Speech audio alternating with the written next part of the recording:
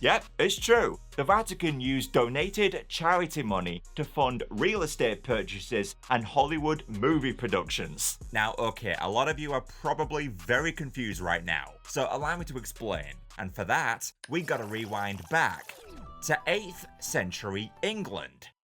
Bear with me, because I'm sure a lot of you are intrigued by the Hollywood side of things, but trust me, there's a lot more to this story than just that. So grab a pew, my dear viewers, for Reverend Suspect has a tale to tell.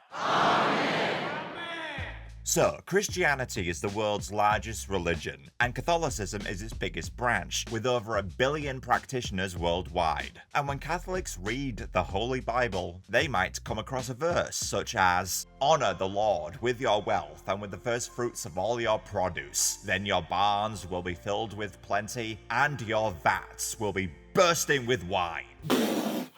Me, I better give some money. So Catholics began donating to the church, and this was formalized back in 8th century England with a practice called Peter's Pence, which is still done to this day. At the end of every June, Catholics open their wallets and they donate what they can to the Holy See. Homer, that was a 20. Yeah!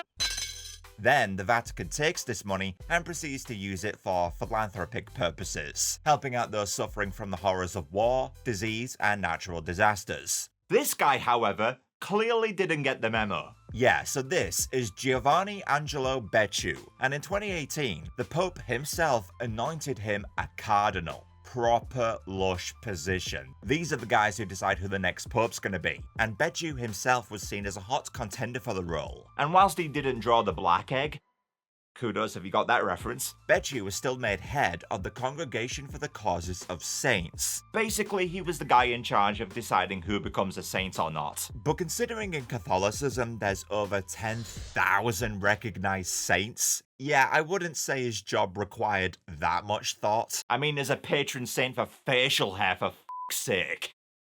Yeah, and it's a woman as well. So this duty likely didn't concern Becciu all that much, for instead, he was much more interested in investing. Yeah, so this was quite the surprise to me, but with the Holy See, they don't just take the money made from Peter's Pence and give it to charity. No, very often they invest those donations in things like real estate, bonds, and stocks. Remember, Vatican City is a country, and because it's literally the smallest one in the world, with only 800 or so residents and zero tax income, it has to make money somehow, and museum admission fees and souvenirs sold at the gift shops can only go so far. I doubt there's that much money to be made from fridge magnets with the Pope's face on it. So the Holy See rectifies this by having its own economic office, and Becciu was one of the guys who helped run this department by gobbling up as many high-value assets as he could. And when it comes to real estate, the Vatican makes Donald Trump look lightweight. They own over 5,000 properties worldwide, from churches to palaces to schools to hospitals to an observatory in Arizona. Wait, what? Galileo sat in heaven right now going, yo, what the f***?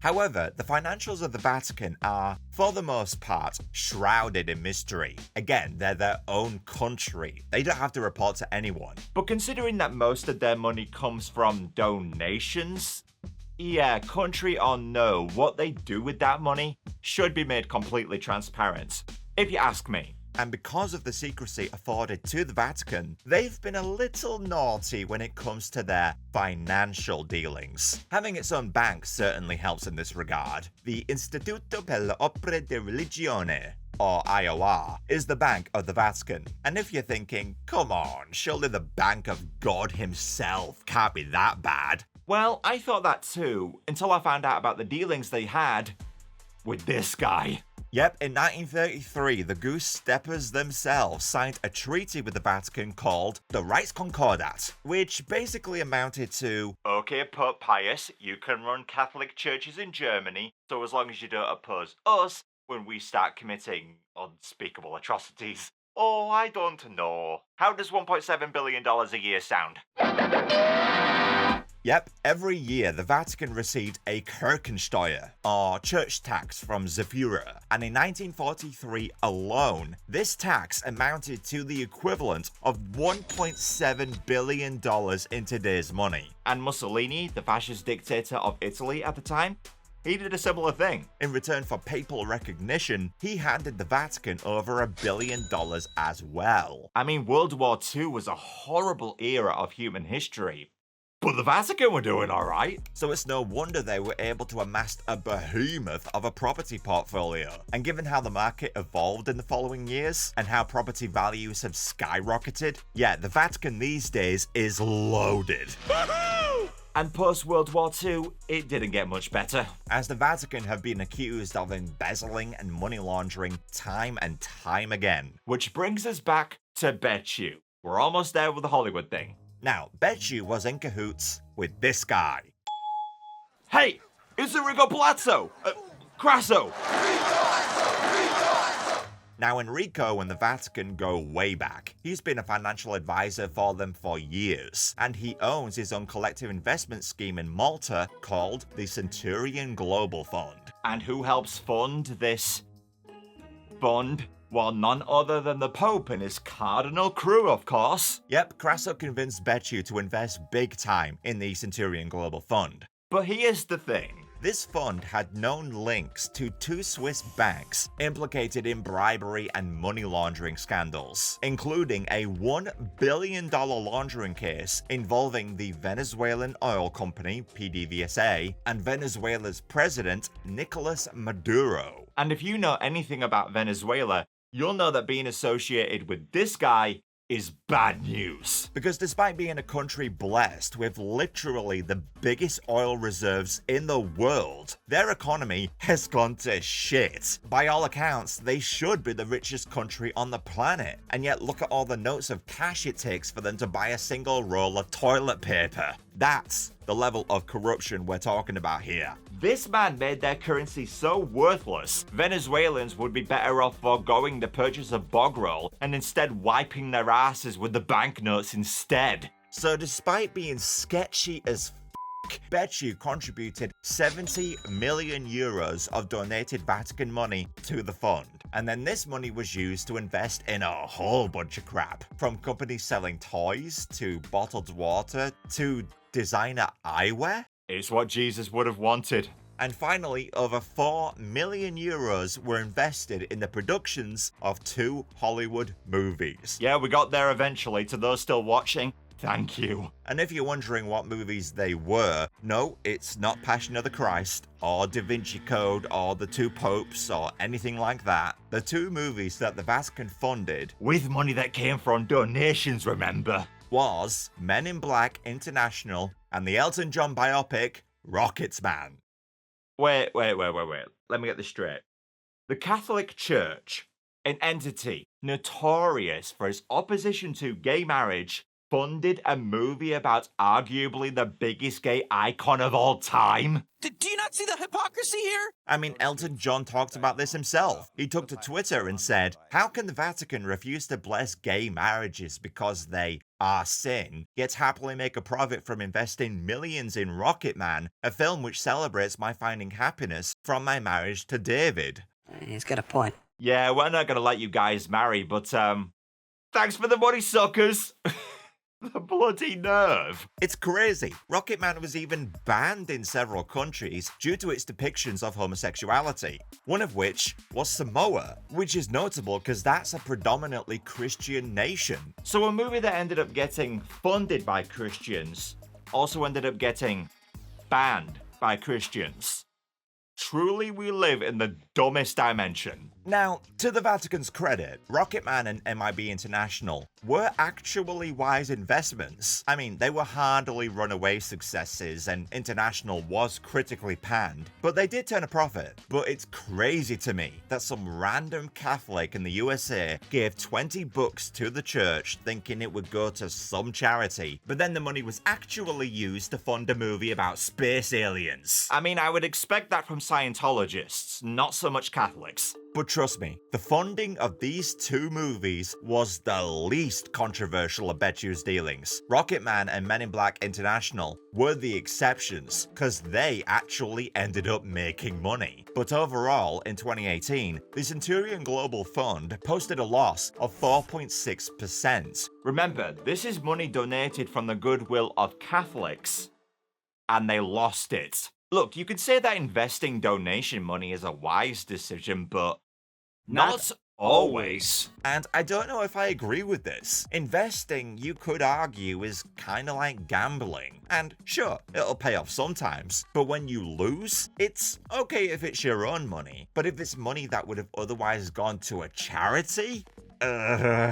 What do you guys think? Is investing donation money a wise thing to do? Or does the incurred risk of assets falling in value make it an immoral thing to do? Let me know in the comments. And if you're unsure about this topic, maybe take this next story into account, because you've heard nothing yet. Remember when I said how one of the investments Becciu made was in real estate? Well, one particular investment he made got him into a lot of bother. Remember Enrico Crasso, the guy who owns the Centurion Global Fund? Well, he introduced the Vatican to this man, Raffaele Mincione, and this dude owned some prime real estate in Chelsea, a very affluent area in London. Richard Branson owns a property here. That tells you everything you need to know. Now, this building that Mincione owned was a former Harrods, a luxury department store chain here in the UK, and the Vatican wanted to buy the building and then convert it into a bunch of luxury apartments. And I gotta admit, if you own real estate in Chelsea,